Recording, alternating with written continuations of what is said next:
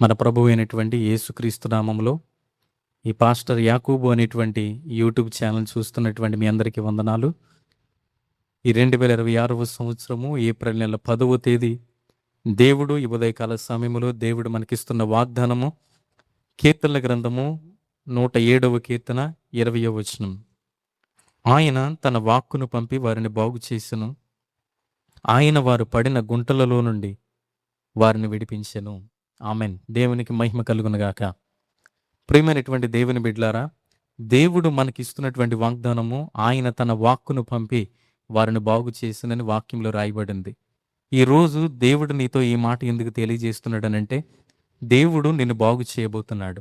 నేను నిన్ను బాగు చేస్తానని దేవుడు నీకు వాగ్దానం ఇస్తున్నాడు. నువ్వు ధైర్యం కలుగుండు, నువ్వు నమ్ము ఈ వాగ్దానాన్ని. నీ జీవితంలో ఈ వాగ్దానం నెరవేరబోతుంది. దేవుడు నిన్ను బాగు చేయబోతున్నాడు.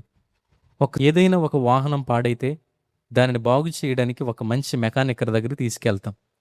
మన ఇంట్లో ఉండే ఒక వస్తువు పాడైనా దానిని ఎవరైతే బాగు చేయగలరో వాళ్ళ దగ్గరికే మనం తీసుకెళ్తాం. మరి మన జీవితం పాడైనప్పుడు, మన శరీరం పాడైనప్పుడు దానిని ఎవరి దగ్గరికి మనం తీసుకెళ్ళాలి అని అంటే ఒకటే, మన జీవితం బాగు చేయాలన్నా, మన శరీరం బాగు చేయాలన్నా మన దేవునికి ఒక్కటే అది సాధ్యమవుతుంది. మన దేవుడే మనల్ని బాగు చేయగలవాడై ఉన్నాడు. ఈరోజు దేవుడు నీతో అదే మాట్లాడుతున్నాడు. నేను నిన్ను బాగు చేయబోతున్నాను. మనం ఒక వాహనాన్ని ఏ విధంగా అయితే ఒక మంచి మెకానికర్ దగ్గర తీసుకెళ్ళి దాన్ని బాగు చేయించుకుంటామో, మన శరీరాన్ని, మన జీవితాన్ని కూడా మనం యేసుక్రీస్తు ప్రభు దగ్గర బాగు చేయించుకోవాలి. ఎందుకంటే ఆయన మాత్రమే మన శరీరాన్ని బాగు చేయగలవాడై ఉన్నాడు. పరిశుద్ధ గ్రంథములో హిజ్కియా అనబడినటువంటి ఒక వ్యక్తి ఉన్నాడు. ఆయన గొప్ప రాజు. ఆ రాజుకి ఒక రోజున రాచపుండు అనేటువంటి ఒక వ్యాధి వచ్చింది. భయంకరమైన మరణకరమైన వ్యాధి వచ్చింది.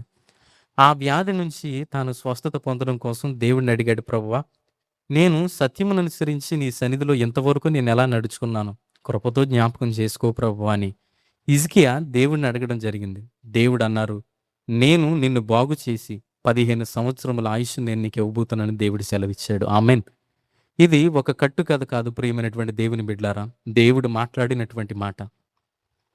దేవుడు ఒక మనిషిని బాగు చేయాలనుకుంటే ఆయన ఎలా అయినా బాగు చేయగలడు. ఒక్కసారి దేవుడు మనల్ని ఎలా బాగు చేయగలడనేటువంటి ఒక ప్రశ్న మనకు మనం వేసుకోవాలి.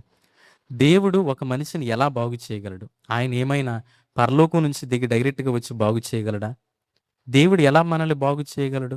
పరిశుద్ధ గ్రంథంలో హిజ్కియా అనబడినటువంటి ఆ వ్యక్తి స్వస్థత పొందడం కోసం దైవజనుడికి దేవుడు సెలవిచ్చిన మాట ఏంటంటే, యెషయాతో దేవుడు అన్నాడు, యెషయా, అంజూరపు పండ్ల ముద్ద తీసుకుని వెళ్ళి హిజ్కియా రాజు యొక్క రాచకుండు మీద ఆ ముద్ద వేయమని దేవుడు సెలవిచ్చాడు. ఆ అంజూరపు పండ్ల ముద్ద ఎప్పుడైతే హిజ్కియా యొక్క పుండు మీద యెషయా అనేటువంటి దైవజనుడు వేశాడో అప్పుడే తనకు స్వస్థత వచ్చిందని వాక్యంలో ఉంది. ఈ రోజు ప్రియమైనటువంటి దేవుని బిడ్డ, మనకు జ్వరం వస్తే డోలో 650 అనేటువంటి ట్యాబ్లెట్ను మనం వేసుకుంటాం. ఆ ట్యాబ్లెట్ మన శరీరంలోనికి వెళ్ళి దాని పని అది చేయాలి అని అంటే దేవుని యొక్క సహాయం కావాలి. దేవుని సహాయం లేకుండా ఏ ట్యాబ్లెట్ కూడా, ఏ వాడుతున్న ట్రీట్మెంట్ కూడా, ఏ డాక్టర్ కూడా మనల్ని ఏ మాత్రము కూడా బాగు చేయలేరు.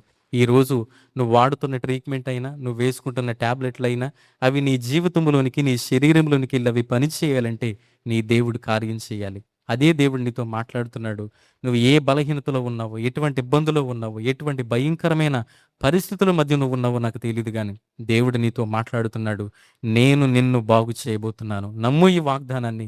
ఈ 2026వ సంవత్సరం ఏప్రిల్ నెల ఈ 10వ తారీఖున దేవుడి వాగ్దానం నీ పట్ల నెరవేర్చబోతున్నాడు. ఈ వాగ్దానాన్ని అనేకులకు షేర్ చేయి, ఖచ్చితంగా లైక్ చేయి, ఈ ఛానల్ సబ్స్క్రైబ్ చేయి. నువ్వు ఈ వాగ్దానాన్ని నమ్ము. నువ్వెన్ని మనుషులు ఎన్ని విధాలుగా మాట్లాడుకున్న మాటలన్నీ కాదు, కానీ దేవుడు నీతో ఏమి మాట్లాడుతున్నాడో ఆ వాగ్దానమే నీ పట్ల నెరవేరబోతుంది. నేను నిన్ను బాగు చేయబోతున్నాను. ఆమెన్.